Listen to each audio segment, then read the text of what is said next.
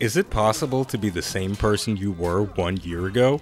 Yes, absolutely. The Warden was one of For Honor's original 12 playable characters, and he hasn't changed much since the game launched. Question is, with the launch of Season 5, in the presence of so many new and reworked heroes, does he need to change? Let's watch some duels and find out. For our first match, we're going up against a Berserker, and this is a pretty interesting matchup for the Warden. The shoulder bash can be countered by fast attacks and dodge attacks, and the Berserker has both of those things, and he was also one of the characters to receive a rework at the start of Season 5. So I imagine this is going to be a bit of an uphill battle. The Berserker was always a powerful character, but the changes that were made to him, the speeding up of some of his attacks, the improvements of his feinting game, make him all the more deadly. Now, we've been a little bit too aggressive here. We put ourselves out of stamina, and while the Berserker doesn't have any bashing attacks, he can definitely turn on the pressure, and if I happen to crack, then that's going to be a problem. But our opponent ran himself out of stamina. We didn't get a max punish there, so we weren't going to get the kill, but we landed another shoulder bash. The out of stamina game for the Warden is still incredibly powerful. He can use that shoulder bash and feint it into a guard break, catch somebody, throw him to the ground, get ridiculously big damage.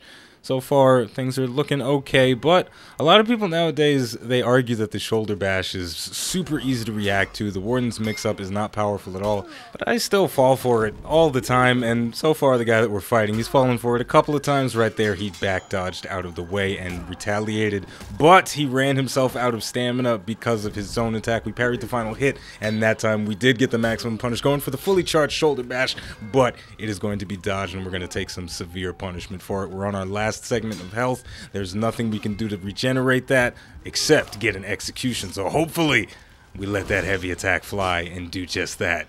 Bada bing, bada boom. But now that we have this extra health, there's nothing we can do with it. It's a little bit of a shame, but I'm not complaining about walking away with the second round. But I gotta tell you, I've always had a little bit of a man crush on the Warden. He's been one of my favorite characters, but I never played him all that much. My main has always been the Kensei, but now at the start of Season 5, I'm diving into this guy a little bit more, learning some of the more advanced maneuvers with him, trying to get better. But this time, just throwing out two raw top heavies, not feinting. The second one gonna get deflected. We got guard broken, thrown into a wall, took some big damage because of that. We were way too aggressive in this round. Sometimes you're better off just taking a breather, not attacking for a second, seeing what your opponent's going to do. We definitely should have turtled a little bit there. We did make a tiny glimpse of a comeback, but the Berserker not going to allow that to happen. He's on the scoreboard, finally bringing things back. It is now 2-1. We're moving into round number 4. I do think, though, one of the Warden's biggest weaknesses is that he is such a bare-bones character that relies very heavily on a single trick, that being the shoulder bash. His neutral attacks aren't the greatest. His top light is 500 milliseconds, which is very fast, but his side lights are a little bit slower at 600 milliseconds, making them fall into the range of being easier to react to for the average player.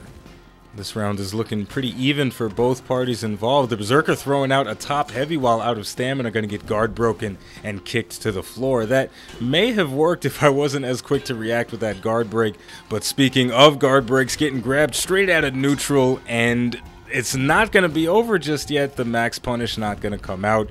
We are both at an extremely critical point, charging up that full shoulder bash. The Berserker did have the kill there, but he opted to try and throw me at the wall, but he was not in range, so he's not going to get the finish. He's probably hating himself at the moment. I'm once again out of stamina. I got a little bit overzealous, wanted to finish him off, throwing out a top light, trying to squeeze whatever I can.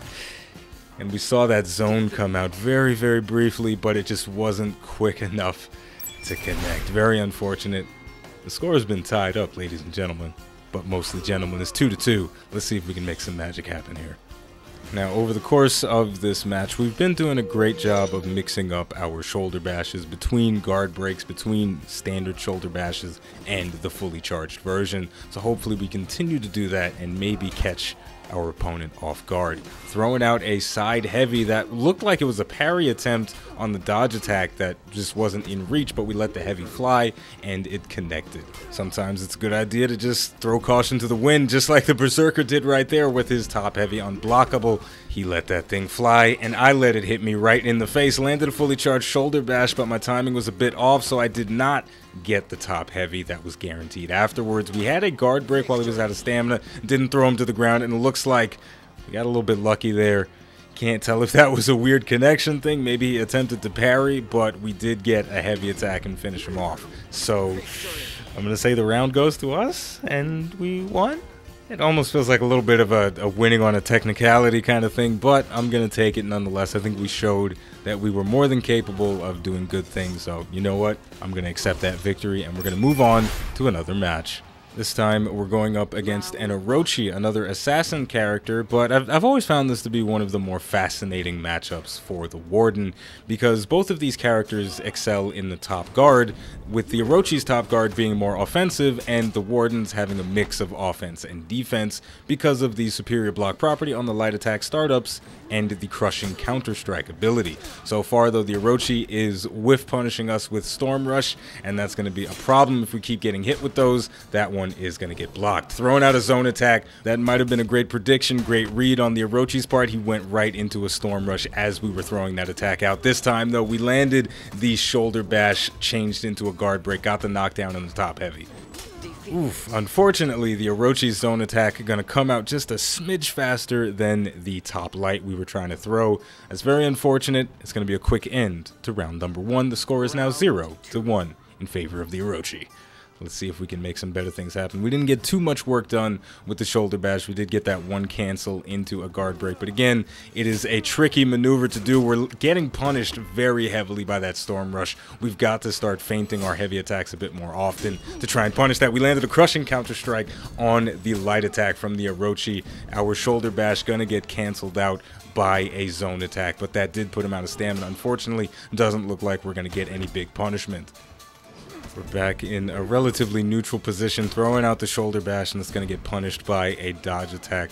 Lucky for us, the Orochi's dodge attacks don't do too much damage. Throw out a top heavy there. The variable timing from top heavies and top lights could catch me off guard if I attempt to crushing counter-strike anytime I see an attack coming from the top. We did get hit with a Storm Rush there, but luckily our guard was at the top already, so the top light follow-up was not guaranteed. We got a nice little boink on the head to finish things off.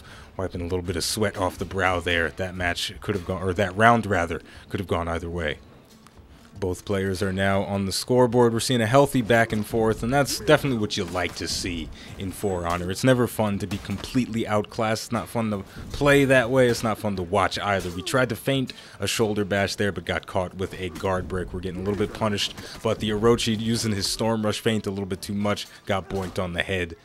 We did land a guard break while we had the Orochi out of stamina there, but we didn't follow through with the throw. May just have not been expecting it. Sometimes you throw out a guard break and you just expect it to get countered, and I suppose that's what happened there. But I can't hate myself too much. I got to continue fighting for the moment. We landed a crushing counter-strike on the top light, and that is going to be more than enough to get the finishing blow. Moving into round number 4, it's about at this point in every match where both players know the general capabilities of one another. It's now going to be very important for us to mix up our game. Went for a shoulder bash there, feinted it, caught the Storm Rush, and went for a top light as a follow-up. Now this is a little bit dangerous. The Orochi got some big damage on me, but he ran himself out of stamina. Unfortunately, I'm not going to be able to do much to capitalize on that. We do have his back against a hole, so the environment is playing a little bit of a mental factor there. Probably stressing him out just a tiny bit, or maybe it's stressing me out. I'm worried about being called a dirty legend casual. Landing a zone attack. We haven't used any of those over the course of this match, so it is a quick burst of surprise damage, and we're going to finish things off with a crushing counter strike. We followed up with a shoulder bash, but we're not going to need it because the Orochi is already dead. So overall, I think we did a pretty good job of showing that the Warden, he's not the strongest character in the game, but he is very far from being a dead character in dire need of drastic overhauls and changes. Now, don't get me wrong, I'd love to see new moves added to this character because he's one of my favorites. I think he looks very cool and he's very fun to play as well, but as he stands currently, he's still pretty damn good.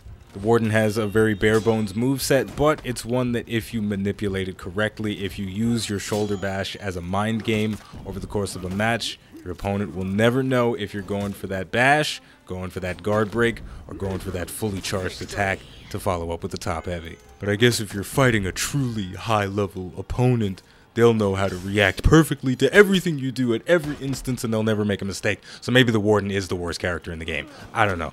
Either way, the name of the game is For Honor. The name of the channel is iBluairJgR Gaming for Comedy. If you enjoyed this video, don't forget to like, subscribe, and leave a comment. Let me know how you feel about the Warden. Let me know how you feel about the Season 5 changes that have been made to other characters.